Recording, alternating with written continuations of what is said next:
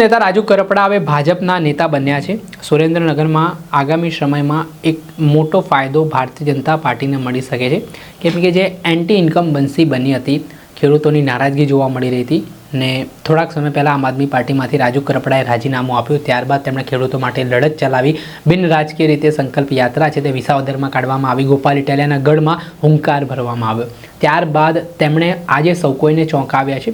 રાજકારણના સૌથી મોટા સમાચાર મળ્યા, જેમાં રાજુ કરપડાએ નિર્ણય કર્યો કે તેઓ આજે ભારતીય જનતા પાર્ટીમાં જોડાવાના છે અને તેના જ ભાગરૂપે તેઓ ભારતીય જનતા પાર્ટીના પ્રદેશ કાર્યાલય કમલમ ખાતે સમર્થકો અને ખેડૂતો સાથે પહોંચ્યા અને તેમણે વિધિવત રીતે ભાજપનો ખેસ ધારણ કર્યો, સાથે તેમણે વિપક્ષીઓ પર પ્રહારો કરવાની શરૂઆત પણ કરી। ભાજપમાં જોડાયા બાદ રાજુ કરપડાનું નિવેદન સામે આવ્યું। તેઓ કહી રહ્યા છે કે તેઓ એક ભાજપના વફાદાર સૈનિક બનીને આગામી દિવસોમાં કામ કરશે ને જો પાર્ટી તેમને લડાવશે, નક્કી કરશે તો તેઓ ચૂંટણી પણ લડશે।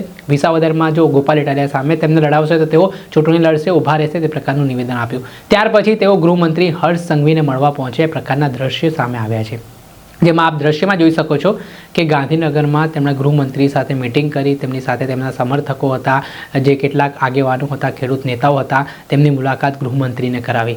ત્યારે હવે આ મુદ્દે હવે ભારતીય જનતા પાર્ટી સ્પષ્ટ થઈ ચૂકી છે। સૌરાષ્ટ્રમાં જે મોટો ફટકો કહેવામાં આવી રહ્યો હતો કે ભાજપને લાગી શકે છે, રાજુ કરપડા છે તે કોંગ્રેસમાં જોડાઈ શકે છે તેવી ચર્ચાઓ પણ વેગવાન બની હતી, પરંતુ અંતે આ તમામ અટકળો છે, તમામ જે અનુમાનો લગાવવામાં આવી રહ્યા હતા તેનો આજે વિધિવત રીતે અંત આવ્યો છે ને હવે રાજુ કરપડા ભાજપના બન્યા છે। ત્યારે જોવાનું રહ્યું કે આગામી સમયમાં સુરેન્દ્રનગરના આ ખેડૂત નેતા છે જે સૌરાષ્ટ્રભરમાં તેમણે એક અલગ નામના મેળવી છે।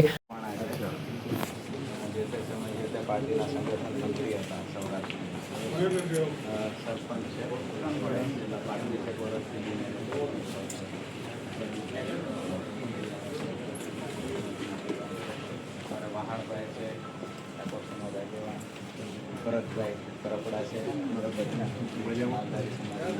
જીવરાજભાઈ ચાવડા અમારા સાથીદાર છે,